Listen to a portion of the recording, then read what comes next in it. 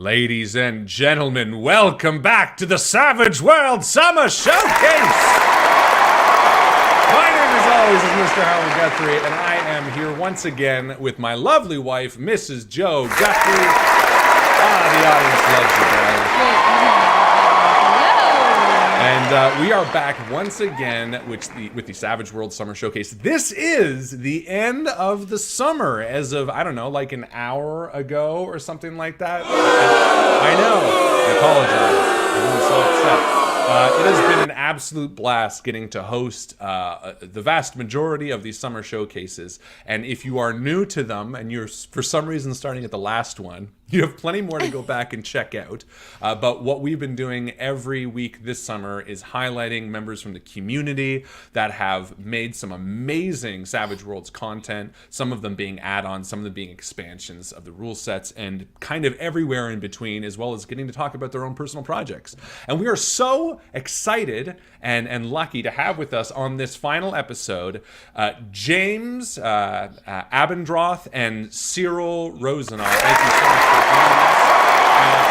For those of you who are watching who might not know, James, please tell us a little bit about who you are and why you're here, and real brief, and to get people amped up. Sure. So my name's James Abendroth, and I'm always surprised when my name is the easier one to pronounce. So thanks, Cyril, for being on the show with me. So I am president, CEO, pretty much the only person, full-time employee for Blackguard Press. I've done 7 Pathfinder products, a 2nd edition Pathfinder product. I've written Trophy Gold, a couple of Trophy Gold scenarios. I have a couple of my own rules like game systems out there, one of which was for Drive-Thru RPGs Pocket Quest that I generated for the summer Pocket Quest. Oh, wow. I got gold, silver, and copper places in Roll for Combat's RPG Superstar in 2020, and platinum and silver for RPG Superstar 2021. I freelanced for Rusted Iron Games, Flaming Crab, Cobalt Holy Sages. Crap. So you've kind of had your legendary. Run of it for real. Yes, my plan now is to be one of those 10-year overnight successes that you hear about. You know, all of a sudden they're very popular, but really they've just been grinding in the background. So that's my plan now. That's always the way it is. Well, that is awesome. We're so excited to dive more into that. Thank you for joining us tonight. And Cyril, tell us again who you are and where you're coming to us from. Cyril Ronseaux. I know it's tough for non-French people to pronounce it, so that's okay. I apologize. No issue, no problem. I'm here to talk a bit about the Swagtember bundle, 4th edition, and because I created 6 add-ons for Savage World, fantasy add-ons, and 2 of them are present on this bundle. So, we'll talk about all of this. Amazing. Thank you again so much for joining us. So, again, the Savage Worlds Summer Showcase has been about talking about the stuff that you've made for Savage Worlds and beyond. But to start it off, obviously, James, we now know a little bit more about Blackguard Press and your expansive history in the role-playing world of games. And hey, my fingers are crossed for a 10-year overnight success. It is not impossible. We've seen it happen to many of us. But why don't you talk to us a little bit about kind of the big reason that it was so attractive for people to be, you know what? If it wasn't meant to be, James, you could have just said, no, I noticed James was having some internet issues before we started, so. Let's pivot to Cyril instead. Nah, I feel good that James. Oh, there yeah? we go. Here we go. See, no problem whatsoever. He's back. There we go. We're back. My ultimate dream is to be able to afford good internet. I guess I have one strong connection and one reliable connection, and I wish they were the same one. So isn't that always the way, though? Yeah. But that's perfect. You're back and clearer than ever anyway, so maybe it was a good thing because your camera looks even better now. But as I was saying, you have been in this industry for a long time, but you are here tonight to talk about a specific product at least that would be really exciting for the people watching at home right now. Why don't you tell us a little bit about Void Runners and kind of, you know, tantalize those of us who are completely unaware of it, and expand on it for those who are already excited about it. So the elevator pitch is it's Star Wars meets Master and Commander, Star Trek meets Pirates of the Caribbean, Firefly meets Game of Thrones. So Wow. it may bear a resemblance and be inspired by a certain IP that Wizards of the Coast recently re-released. So it's basically pirate ships in space. So that was the core idea, and then I kind of threw in my own planetary empire that's beginning to stretch its wings into the larger void. Where they've conquered their world, and now they look to the heavens to see where else they can go. And it just so happens that they figure out how to do space travel, and then they get out there and they find out that lots of people know how to do space travel. So that's kind of the high level. I'm going for. I didn't know this term existed, but it's what I write, which is planetary romance. So fun. What is planetary romance? Because I also, like you, perhaps before you heard that, don't really know exactly what it entails. For those of us who are as stupid as I am. So it's not stupidity, it's ignorance. So yes, it's ignorant. Thank you. Same here. Yes, ignorance. You would think planetary romance is sci-fi bodice rippers, right? But what it actually is where the setting or where the planet is part of the adventure, right? So the fact that you go to this world and this world is weird is part of the story, and it's part of what makes it interesting. So that's planetary romance. So it's things like I think John Carter kind of fits in there, Buck Rogers, that kind of stuff. Right. Obviously, I'm going for a more I call it aether punk, but kind of a steampunky. I don't like steampunk because it's not really that level, but it's like magic punk. Like everything's powered by magic.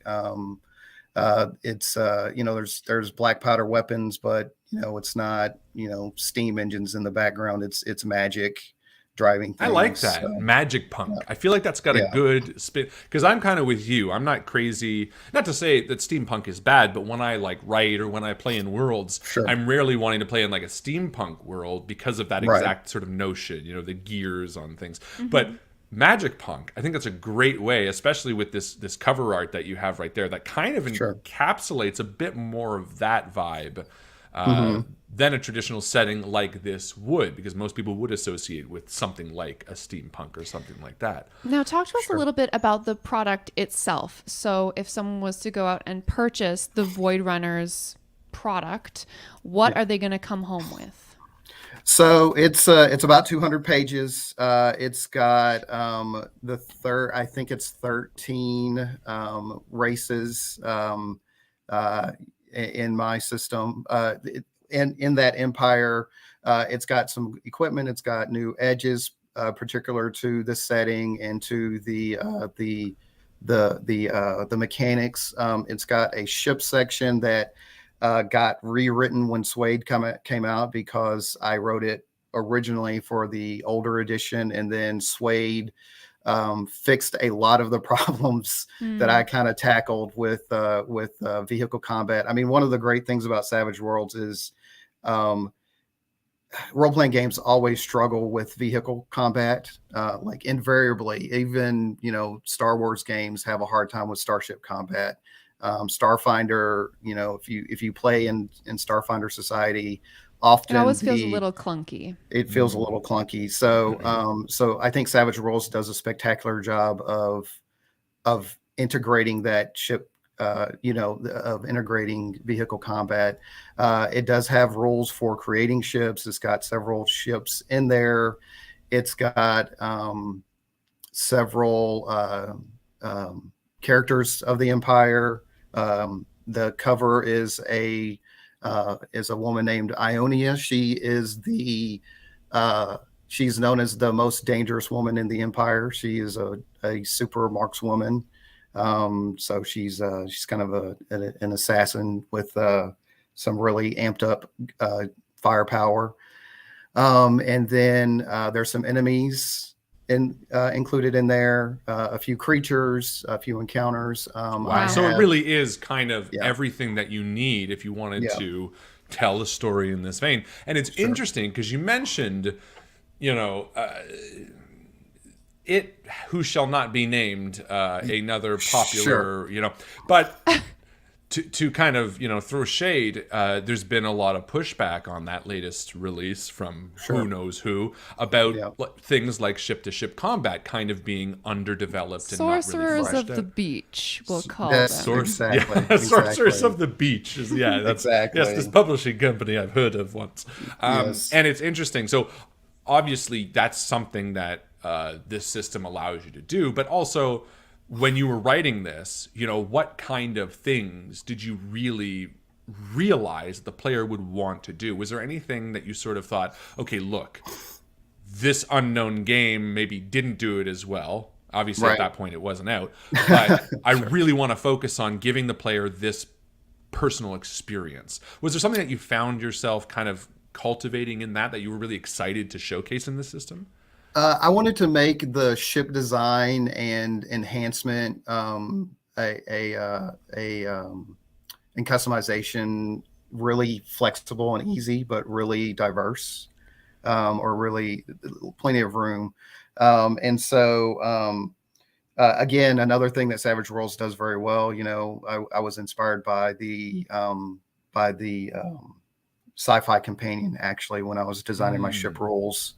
And so, it reminds me of a quote from another IP where and role-playing game where it says, "There's no such thing as a stock-like freighter."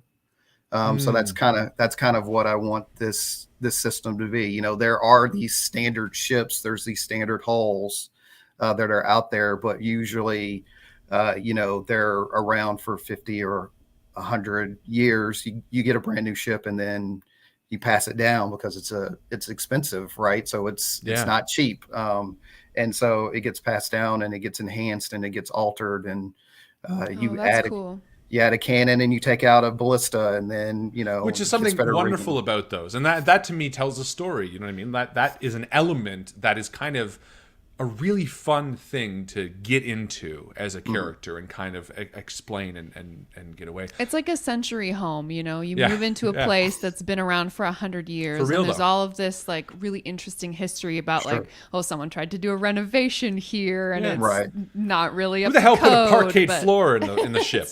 That's right. That's right. I bet if we stucco roof. I bet if we tear up all this shag carpeting, there's hardwood floors under here. Exactly. But, awesome. Well, James, that sounds exciting. Cool. We're going to talk more about it in a second. But we'd love to welcome to the show Mr. Allan Wroe. Hello. Welcome, Allan. Hi. Thank you so much for joining us. I'm sorry I'm late, guys. Don't you dare apologize. We appreciate it so much. Obviously, we are so excited to have you because you're a bit of a latecomer. We're going to get to you just after we speak with Cyril. But for the people who just saw you pop up, can you tell us a little bit about who you are and what you're here representing? Okay, so I'm Allan Wroe, and I recently launched Imaginarium Games, which even more recently launched the Secret Files of Section D, which is a setting for Savage Worlds, obviously, and it's pulp espionage set in the pre-World War II period, and it takes a real division of the Secret Intelligence Service and puts a kind of X-Files or The Mummy or those kind of spins on it, to give a nice mix of sort of pulp spy adventure. That's amazing. That's the deal. Oh, I love it. I'm Very excited exciting. to hear more about that. Thank you so much again for joining us. Listen, the audience loves you. It's wonderful. But before we jump to you, we're going to speak with Cyril. So, Cyril, we know that you have been sort of focusing on these swag fantasy add-ons. For the newcomer, for the layman, can you tell us a little bit about what that looks like in their game? Let's say someone just picked up Savage Worlds and they're looking to kind of branch out now. What exactly is it that you're excited to offer here? The idea was to push Savage World a little further when you want to play in a fantasy setting, so mostly medieval fantasy. At the time when I started to work on them, the Fantasy Companion was not up to date for Suede, and most of the good things from the Fantasy Companion was already in Suede, and I felt it was still missing a lot of options.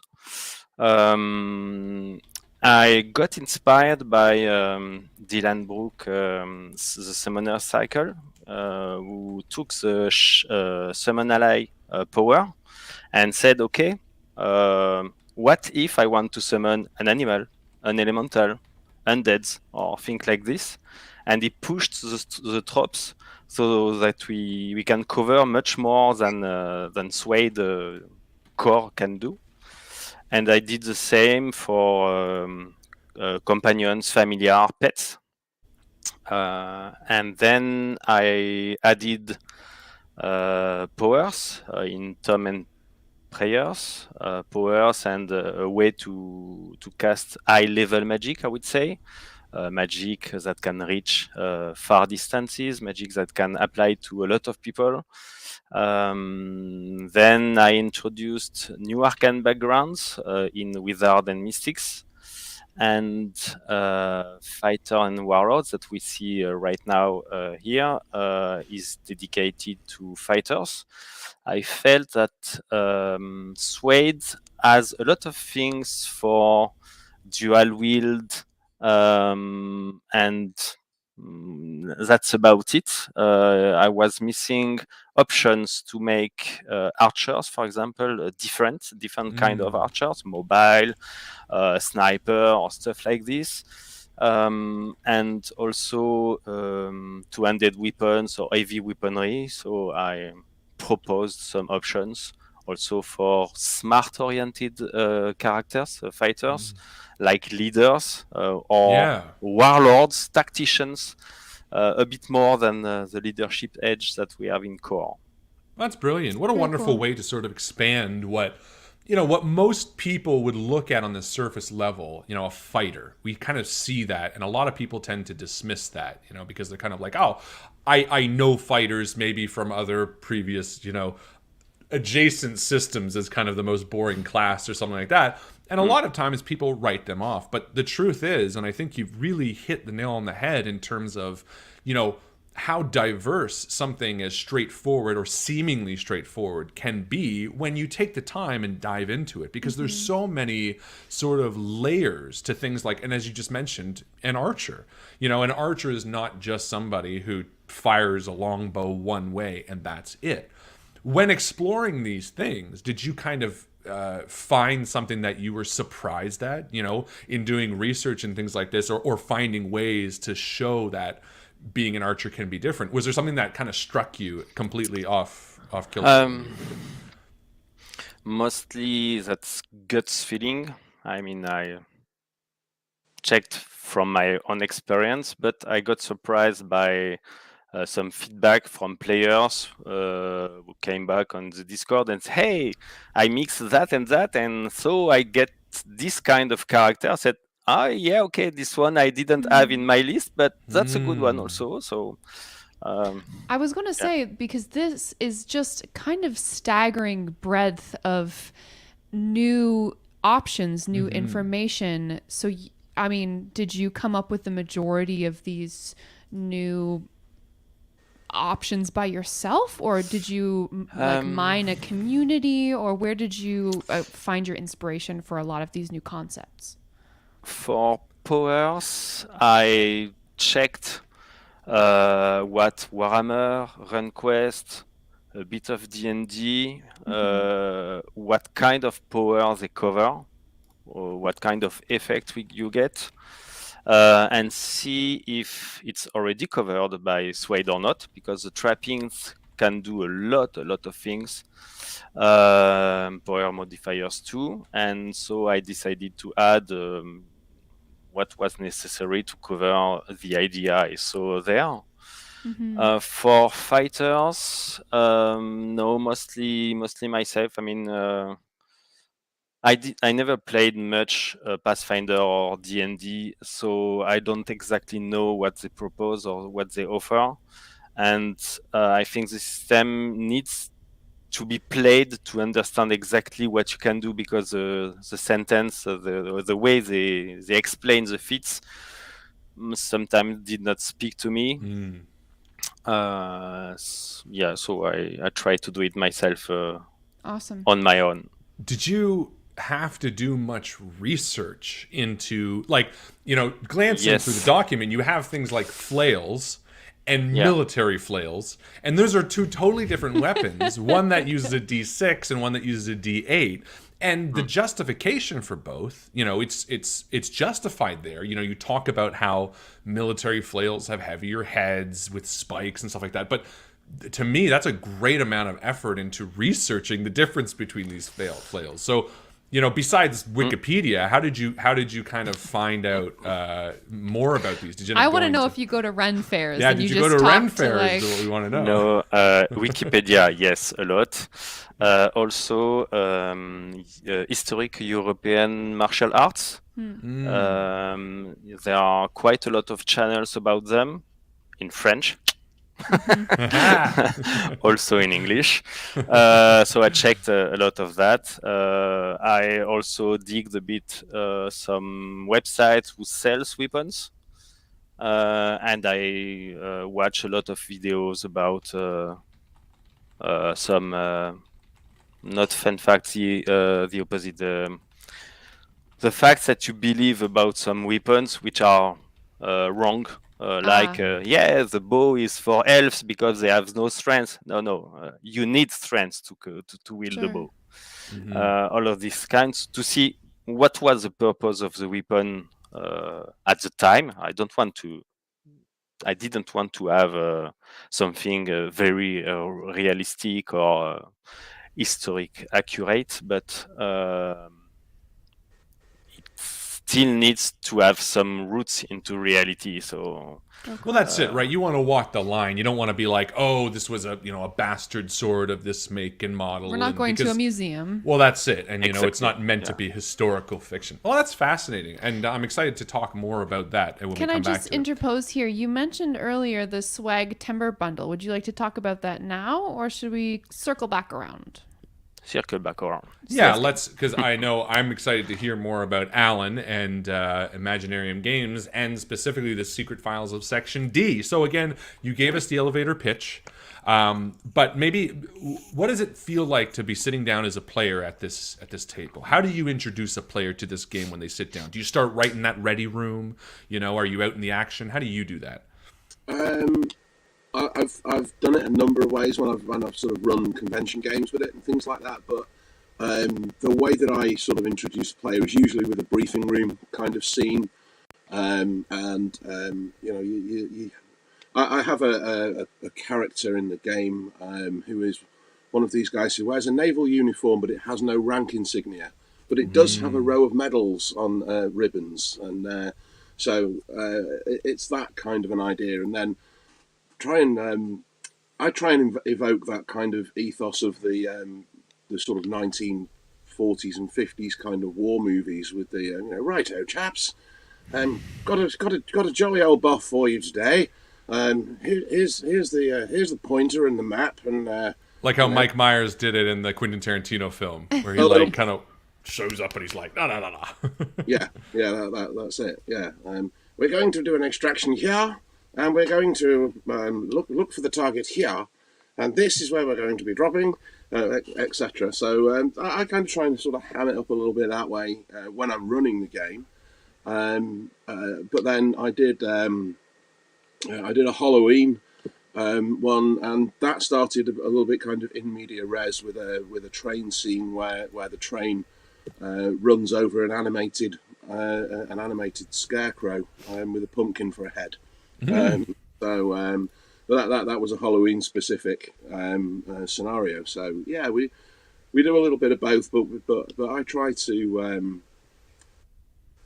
personally, like I say, I try to keep it kind of as you might expect from an old spy movie or a Bond movie, you know, like a bit episodic almost, like how it starts in that ready room, and then I guess on a perfect mission it ends up back in that ready room, maybe with a few less players, if you know, or characters I should say, hopefully not players. Do you know I've not yet managed to kill a player character in the Secret Files of Section D, but well, that's good. I mean, it doesn't seem like the kind of game that's meant to be punishing, more fun. I think this is definitely one of those games that's supposed to play out those fantasies of getting to feel like a spy.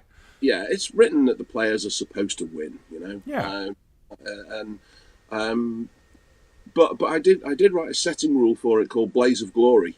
So when if your character gets an incapacitation roll, you can choose to go out in a blaze of glory where you get a Benny, and you get a certain number of actions. You have to take one action each round, and it works either on spirit or vigor. So you're either kind of it's the last drop of will, or it's the last it's just the last bit of life force to do that one last act and make it count, kind of an idea. So yeah, we've done that. I love that. So yeah, I think, you know, it's one of those things. If your character's going to go out, you can at least do one last thing. It's not just a case of sorry, you're dead.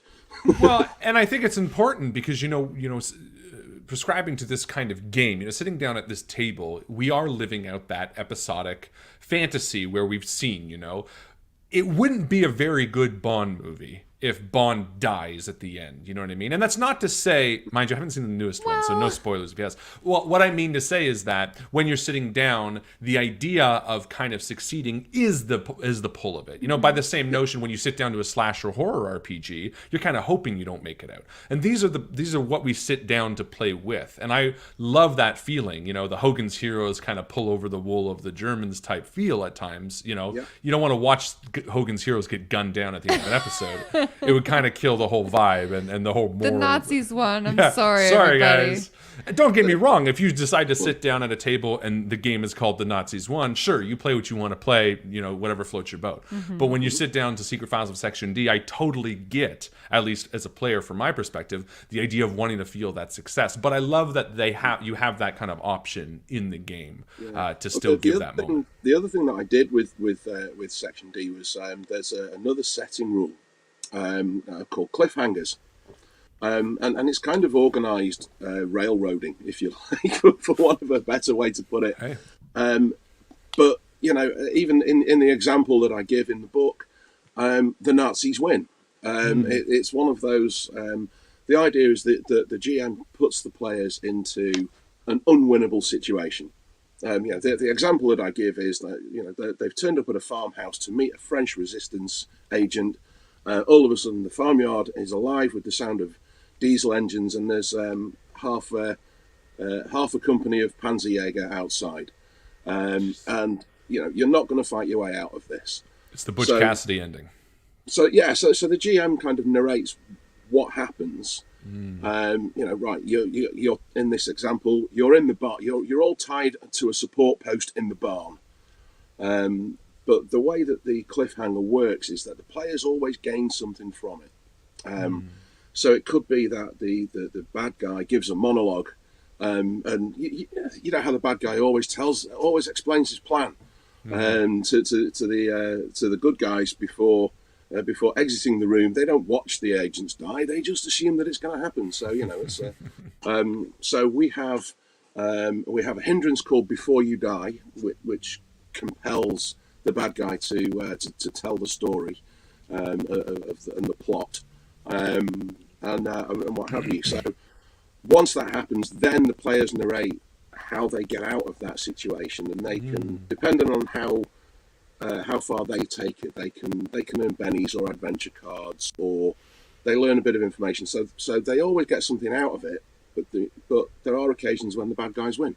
Very cool. That's fun. Now, Allan, you mentioned a couple of times that this has another bent to it, that there's kind of an X-Files. You mentioned a living scarecrow, and then kind of sidestep that. I want to focus on the X-Files a little bit for a minute. Tell me a little bit about the incorporation of this paranormal aspect into the game. I'd say it's probably done with a fairly light touch. So it's not designed to be a paranormal game. It's meant to be a sort of high octane adventure kind of thing. Very conscious when I started sort of researching and looking what else was out there when I was writing. I was very conscious of World War II setting and Achtung Cthulhu. If you want deep paranormal, go play Achtung Cthulhu. It's a great game. The Secret Files of Section D is a little bit more tongue-in-cheek. So it's, we have animated scarecrows. The scenario that I wrote for Halloween, it has what I call an accidental villain. Somebody who tried to do something good and it went wrong. She's found an ancient cookbook called the Omnomnomicon. And has inadvertently created scarecrows who are off around the town, and because the original scarecrow was deaf, they're looking for anything that rhymes with brains. So they're stealing bike chains. Is that why we hit them with the train? This is why we hit them with a train. That's awesome. This is why there's a bunch of them living in the drains. And why there's a bunch of them in the church singing refrains. That's brilliant. So yeah, it is a bit of a light touch to it. I've kind of brought in our old friend the Grey Alien is in there, but there is there's even a kind of a humorous twist to that as well.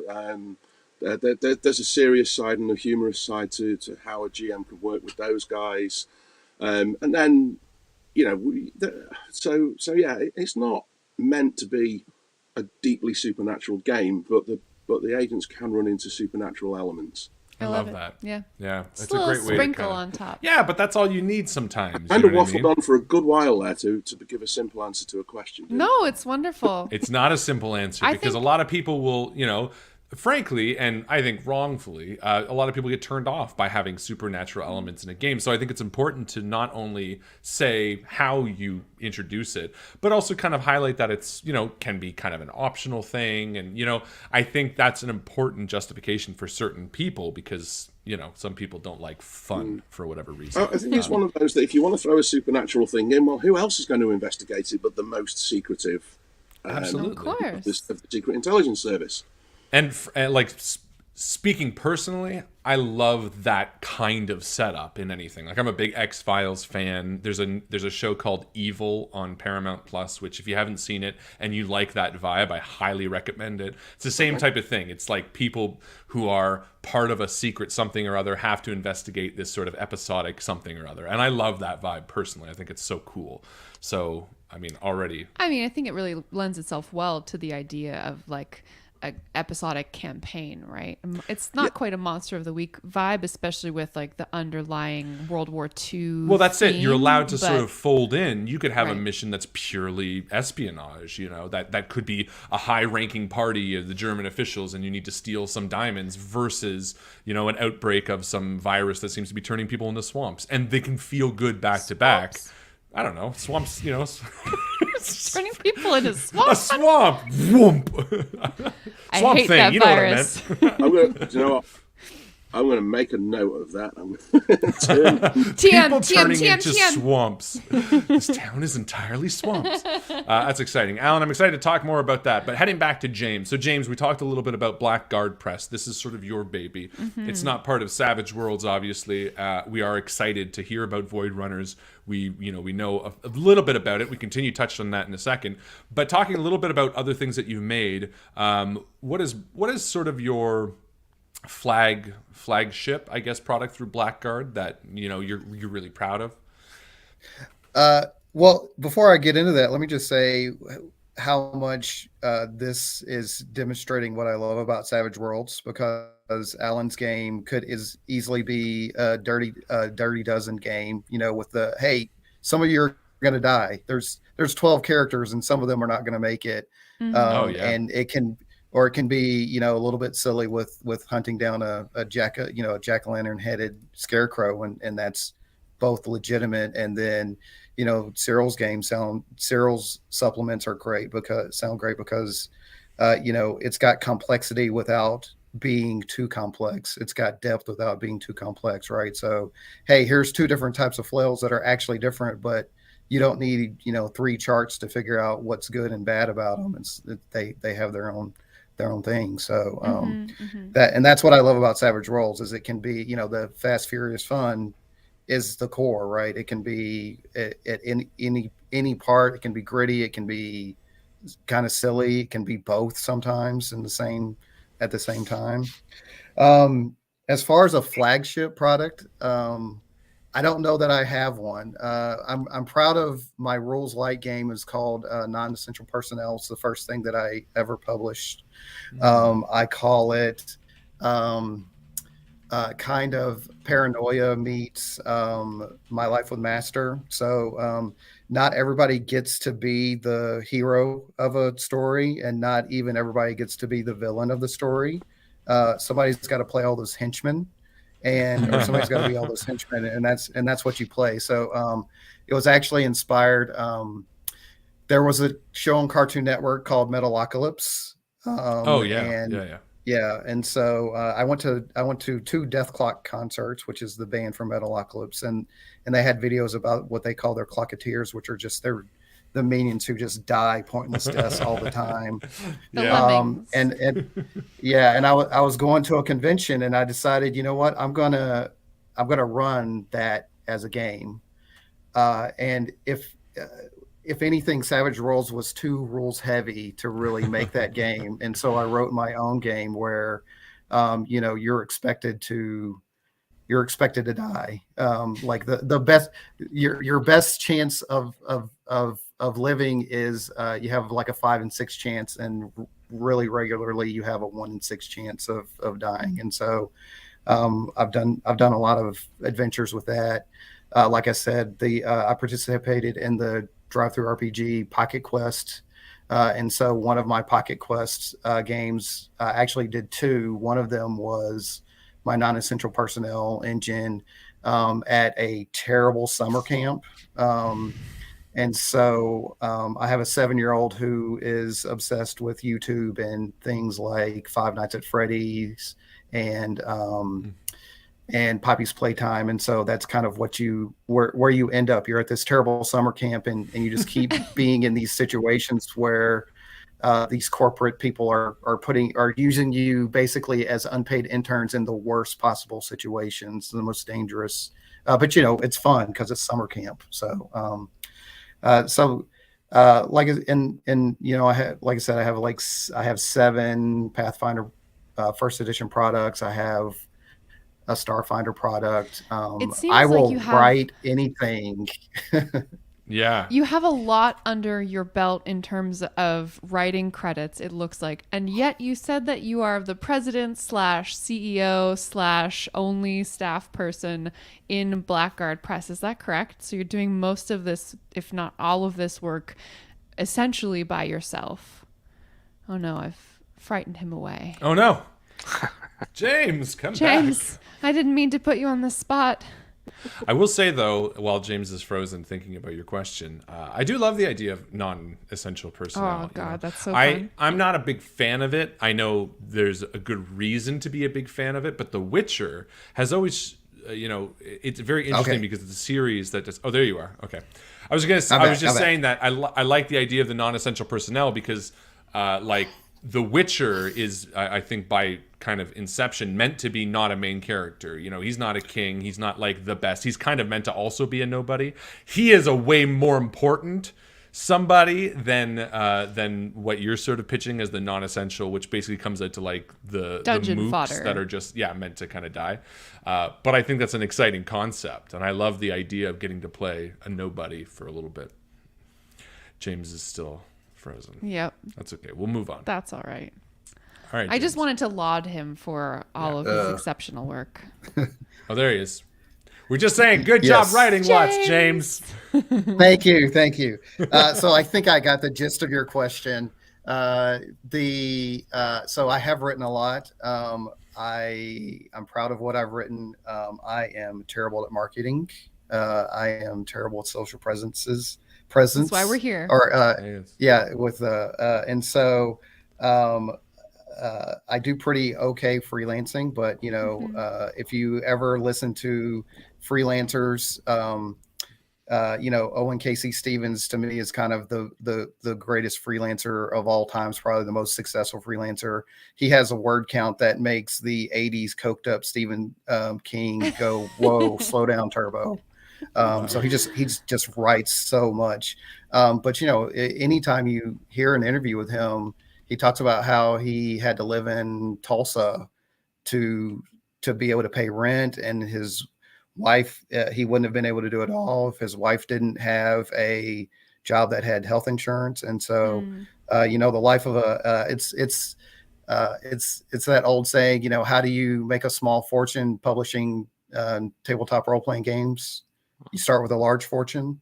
So that's kind of where I am. So it's more a hobby for me. I have a what I call an eating job, and pretty good one. So it's pretty common for a lot of us. We get to kind of create and on the side, but our passion, is in that, and then we do what we have to do to get by. That's exciting. Absolutely. Though, James. I'm interested in checking out that non-essential personnel. Thank you so much. Yeah. We'll come back to you in a minute.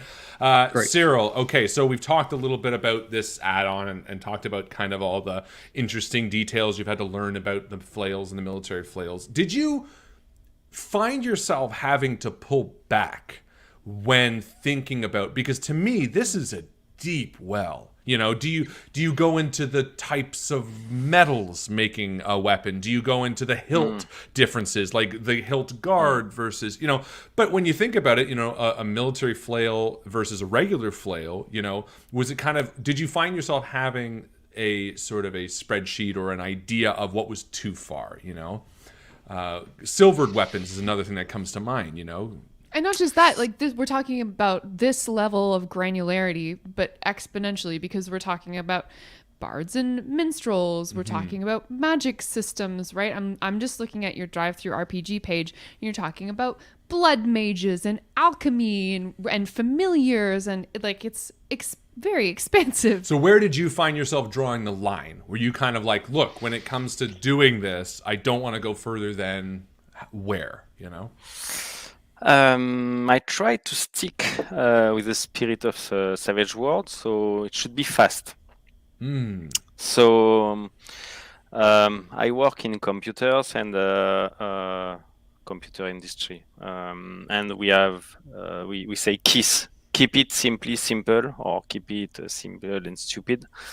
And I try to do that. It's pretty tough, and I think that some of my products are a bit too much, and I should simplify a lot of things. I will not go to make difference of the hilts or the whites of the blade or the exact type of metal that I use or stuff like this. I think it's pushing too much.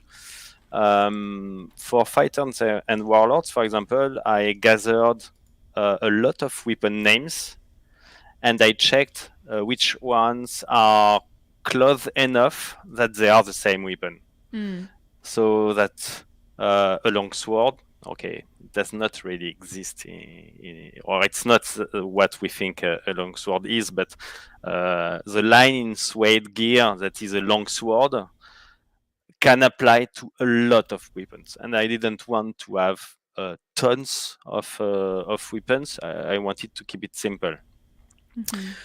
but I also like that you have options. So I introduced weapon specialization, and so I had to introduce blunt weapons, which did about the same that a longsword, just for them to be blunt and to be able to do something else. And so that characters could be different if they wield a blade, an axe, or a mace. So I don't know. I think I go with gut feelings where I should stop. And sometimes I get feedback from the Discord server, the unofficial Savage World Discord server. Yeah, you mentioned that before too. You mentioned that, people were giving you feedback on what character designs they made by combining two or more different things. How much has feedback influenced the direction? Like, did you kind of say, no, this is what I'm going to do A to Z, or did you find out you had to go back and, okay, you know what, I got to change this and this and this because, feedback and play testing kind of made me realize that I was going off track a little bit? I like feedback. Usually, I like to work in teams and to be able to discuss things. We are a small community, and we also all have a real job. So you cannot spend hours to talk about every detail. So a lot of things I had to decide myself and say, okay, I think it's good. It should be that way. I try to play test a bit with two groups of players by myself, and sometimes I get also feedback from them. Oh, it's too complex, or I don't understand what this is supposed to do, or I think it's not good. I don't want to buy this age. And I say, okay, if you don't want to buy this age, maybe it's not clear what it does. So I should rework it, do it differently, or things like this. But I wish I could do more, but it's tough. You Speaking got to of cut it somewhere. speaking of doing more, do you have any sort of future projects in mind where you're thinking about doing some new add-ons? That's about 1 year. I did not publish anything for Swag. I started to update a lot of my books for typos, mistakes, or things which are a bit too strong, or things which are not strong enough based on feedback I got from the Discord. And then suddenly some company called Pinnacle announced some fantasy companion, and so I calmed down, I waited. And now I am working on updating all of these books to the fantasy companion, because I don't want to compete with the fantasy companion. It's a good product, very good product. Or some parts I don't like much, but most of it is very good. So I want to enhance that more than copy or make two different directions. So this is a lot of work. For sure, I also have ideas for new stuff. There are topics which are strongholds, traps, poisons, which could be expanded a bit. Craft, non-magic crafting, for example.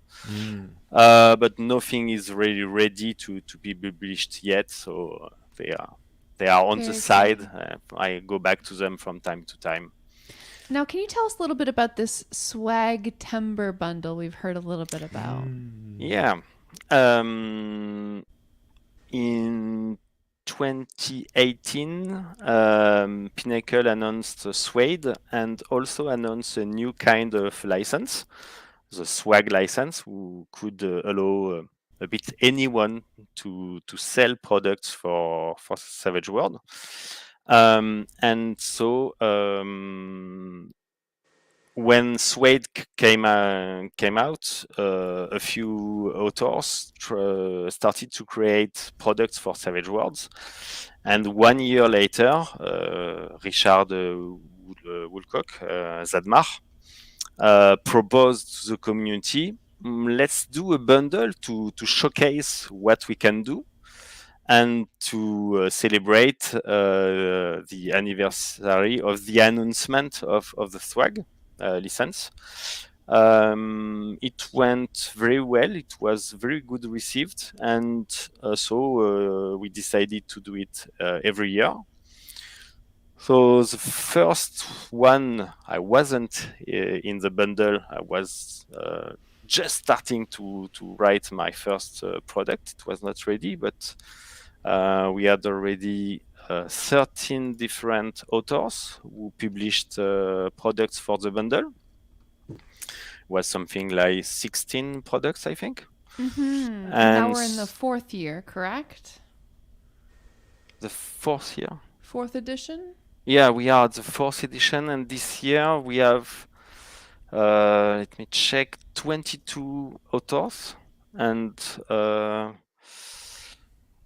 14 products, 14 new products. We have 32 products total, with 14 of them being new to this bundle. So we hope that the community can take the opportunity of a cheap price to check products that maybe they would not buy just by looking at them or by their name. Absolutely. And say, oh, this one is interesting. Who is the author? Or maybe I buy something else from that guy, or stuff like that. So if you are interested in taking advantage of this wonderful deal, check out Drive-Thru RPG. Almost all of the Savage Worlds products are going to be on sale all through this next week, I believe, including the swag products. Hells yeah. Woo! There's no reason not to get them if you're watching this. Yes. This is why we're here. Buy it. Buy it. There are a lot of good products in there. So well, not only that, they're made by a lot of good people, like the 3 people here. Absolutely. And I mean, all summer long, we've got to talk to people who have been making products, who are passionate about this system. Yes, but honestly, more than anything, it's this community. It's this idea of getting to tell your stories, and that's what's so amazing about getting to talk to these people. And switching to Allan and this project. So this was a Kickstarter, which was successful. You've now more or less, I mean, the PDF is done, and it has gone out to backers. Yeah. The physical are still being rolled out, or so there's only one physical reward, which is the hardback of the book, and I'm still picking up 1 or 2 typos and repeated letters and things like that. So repeated words rather. So I'm leaving it probably another 5 to 7 days, and then we're going to be ordering the print run. And then the backers will start to get their physical books. Awesome.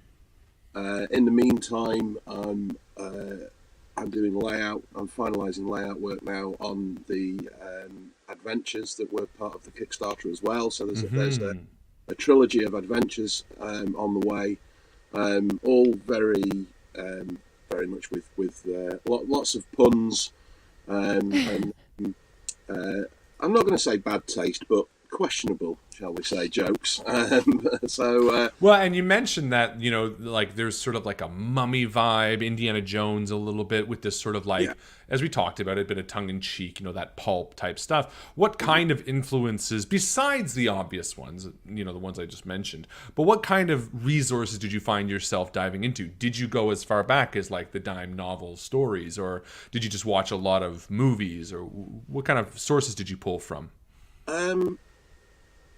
That's a great question, and I think it's the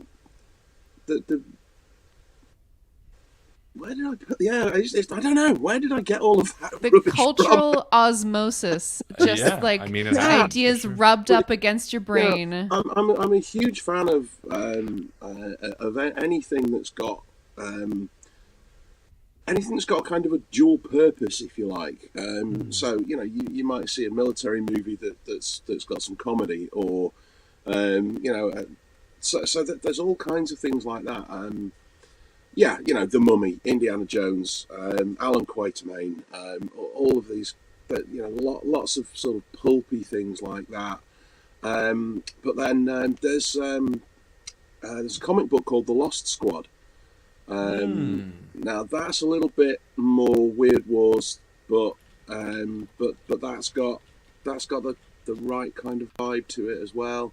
But one of the things for me was I don't know if you guys have ever seen. There's a British sitcom from the 80s called Hello Hello, and it's just crazy. It's one of it's sort of genuine slapstick kind of humour, with a bunch of French guys who it's northern occupied France, and stuck in the middle you have a guy called Rene who runs a little cafe, and on the one hand the Germans frequent the cafe, but then he also has Michel of the Resistance who comes in through the back door and gives him little jobs to do for the Resistance, and at the same time all the Germans, the German colonel's on the take. He's got a couple of art masterpieces that he wants Rene to store until after the war so that they can make themselves a load of money.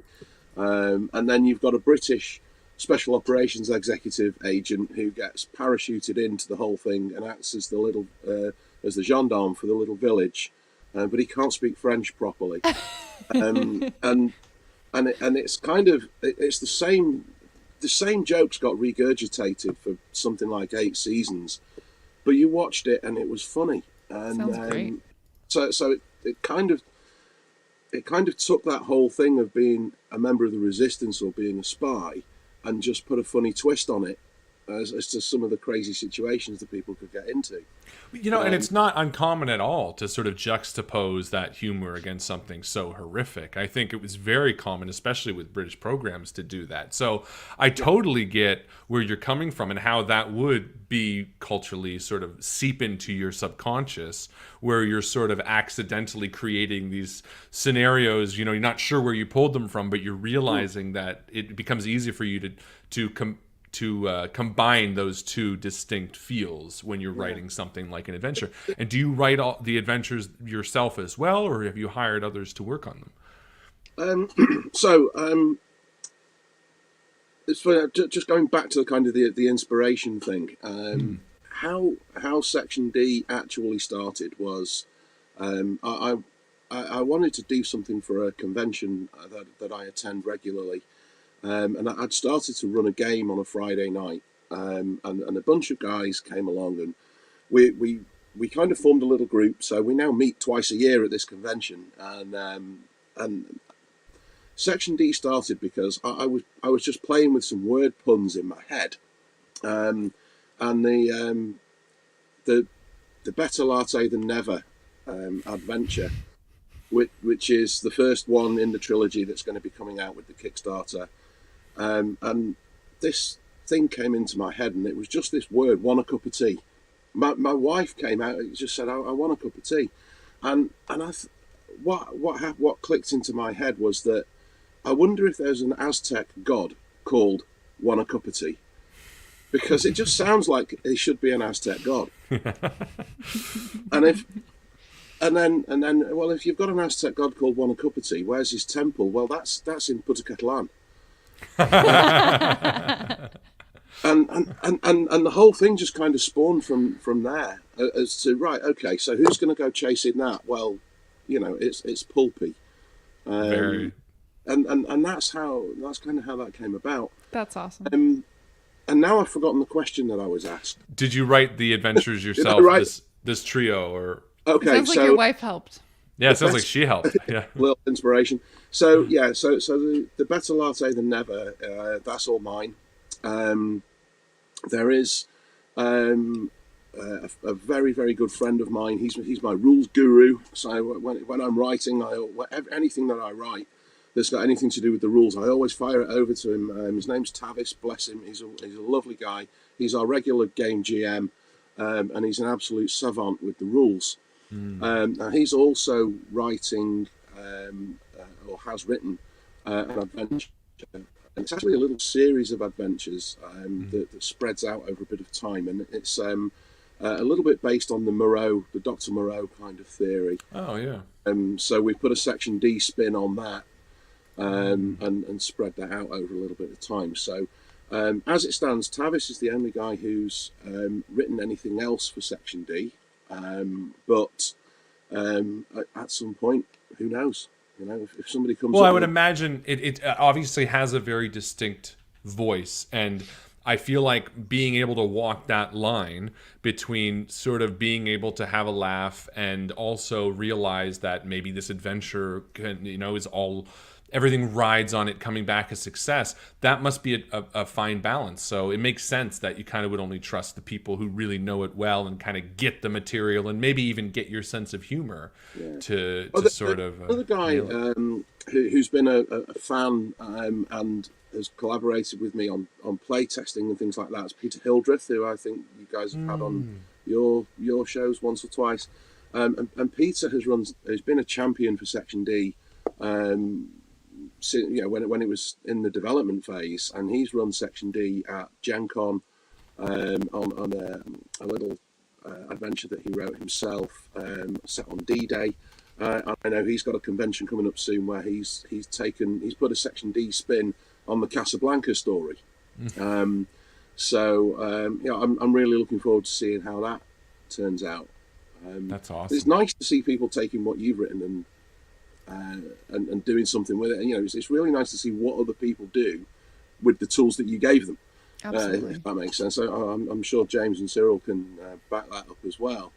Absolutely. I mean, what better compliment, right? Cyril, James, Allan, than people taking your stuff. I mean, let alone, making it better, like Cyril sort of mentioned, where they might combine things, or maybe just saying they loved it and getting to sit down at a table at a con and run it themselves, as James sort of, I'm sure, has done, or like adding to your world, as you're talking about, Allan. It's a wonderful thing to get to be in this community, especially one where Pinnacle really wants more people to create and sort of join, and again, kudos to them for letting us do this show and get to talk to all these people. And on that note, as we wind down here, one of the things that we like to do every Savage World Summer Showcase is we like to go through each of you and we all consume all the time, whether it be books or TV shows or movies or comics or whatever. Noodles. And at the end, we love to kind of hear from each of our guests about what you're enjoying right now, whether it be, I'm just really digging this TV show, or, I'm totally into this podcast, or I just finished this amazing book. It doesn't have to be anything related to anything you've talked about. All we really want is to give you an opportunity to share more cool shit that you've been enjoying. And I want to get that from each of you. But before I do, I've just realized, James, are all your books color-coded? Yeah, they are. He's got a lovely, I was going to say, they're organized. They're by color, right? Like red to yellow. Those are my wife's books, but yes, they are They're very color-coded. nice. She's done a great job. I like it. It's called it took us about 2 hours one night. So you can Oh wow, it's lovely. Okay. so Very cool. yeah. Very nice. So it's Sorry. it's Don't called look at me. Rainbow Don't look Rainbow at me. Organizing, Yeah, I don't guess is what it's I love called. it. Oh, it's really nice. It's very peaceful. I was gonna say you have a really nice background. I didn't realize it was constructed. Anyway, I'm a great host. Halfway through my speech, I just get distracted by the fucking books in your background. Anyway, James, what are you excited about? What are you enjoying? Share with us.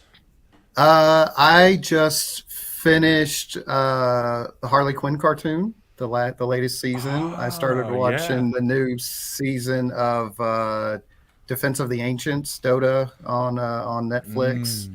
I have been watching the 90s Spider-Man cartoon. Nice. And then along that line, I'm a huge superhero fan, comic book fan. So, a lot of people started with the game that we haven't been mentioning. The game that I started with is the original Marvel TSR game. And so there's a new Marvel game coming out that is in beta testing right now that I'm looking forward to testing out. I'm actually trying to decide if my friends are still my friends because they did an online game and didn't invite me to it. So they did a play test and yeah, exactly. Very cool. I think that's it. Nice. awesome. That's enough. That's enough. No, those are all exciting. I appreciate you sharing those. That's really exciting. What was the Dota show on Netflix called? It's based off of Defense of the Ancients, the which I've never played, but it's called Dota Dragon's Blood. It's actually in its third book, I guess is what they call them. So awesome. It's pretty, so interesting. It's pretty entertaining. Because I know Dota is like, it reminds me, there's another show on Netflix called Arcane, which is based on League of Legends, which is supposed to be really phenomenal. It's that the League of Legends one is spectacular, but the ending it's not a happy ending. It's very depressing, actually. No spoilers. There you go. Yeah, no spoilers. There you go. Awesome. Well, thank you for sharing those, James. Cyril, what are you enjoying? What's exciting you? My bookshelf is mostly board games. Yeah. Lovely. Which ones are you really digging right now? I see Terraforming Pandemic. Mars, Expedition Mars, Oh yeah. Spirit Island, very good cooperative game. Dune Imperium, How often do you find you Orlean. play board games? Do you play with your family, your friends? Who do you play with? I used to play a lot with wife and kids, but my kid who played the most with me just got into university. Oh. So she is away and I am alone. So I have to find back my So friends sad. and move no.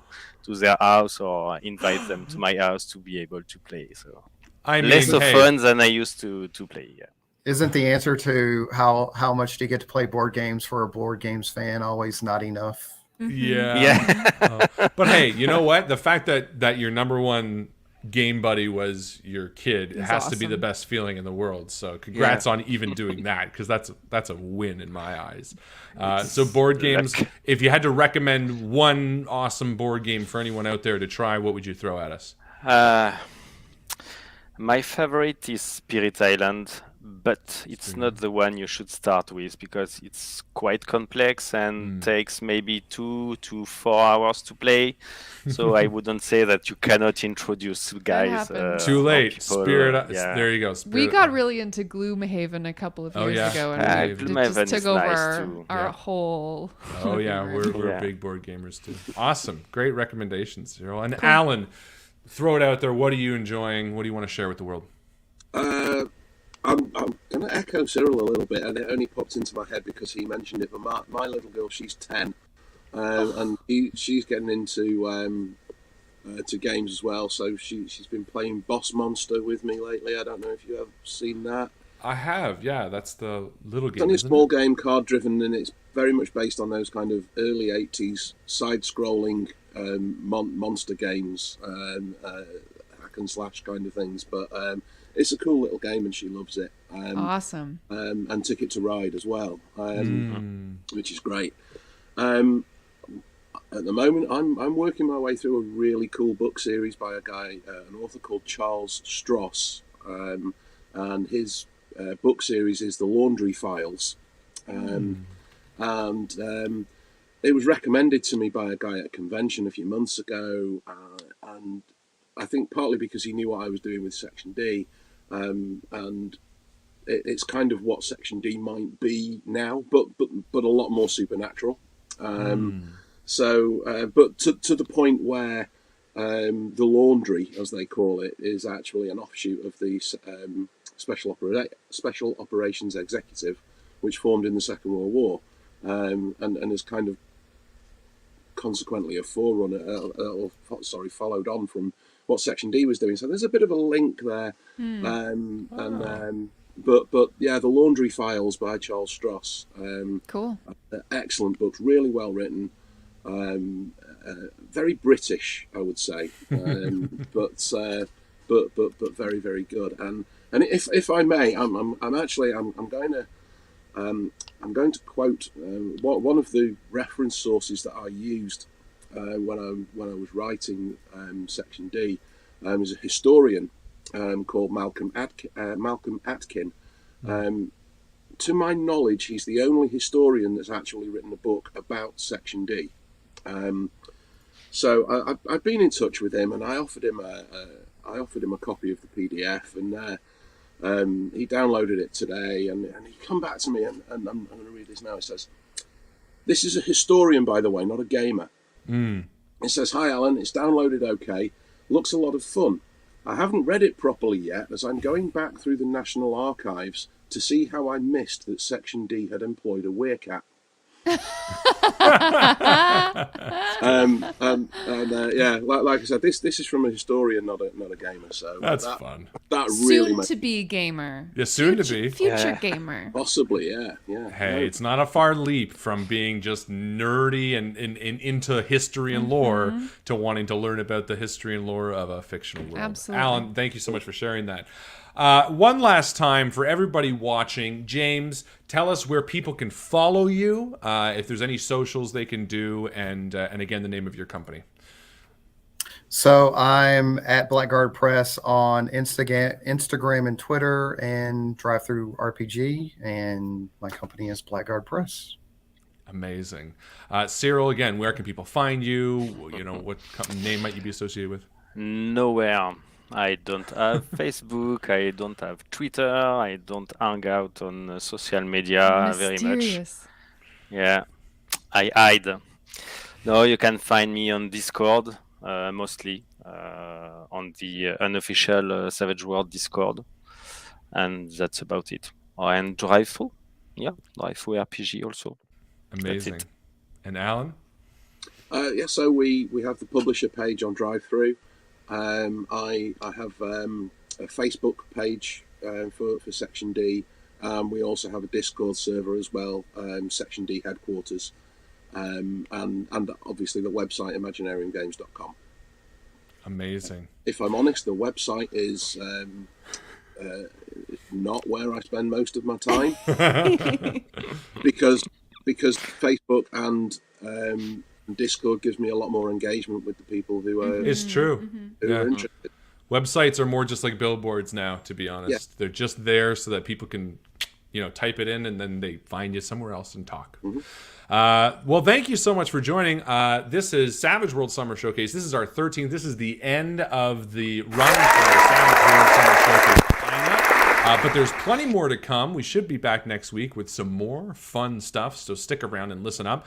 For the final time this summer, my name is Harlan Guthrie. I am the creator, writer, editor, and actor in a Rusty Quill production, which is an audio drama called Malevolent. You can find that at malevolent.ca. If you like Lovecraftian horror, you can check that out. It is an audio drama I'm immensely proud of. It is up for a Canadian Podcast Award for Best Fiction. You can listen to it now. And my wife? I am Jo Guthrie. I am the host and dungeon master of Dice Shame Podcast. You can check us out anywhere you get podcasts. We are just 4 episodes into our season 2. Episode 154 just launched today, and I would love it if you take a listen. And that is it from us. Thank you once again to these amazing people who have joined us. Thank you to everybody who has joined us this summer. Have a wonderful fall, and we'll see you next week. Good night. Thank you very much. Bye. Bye-bye.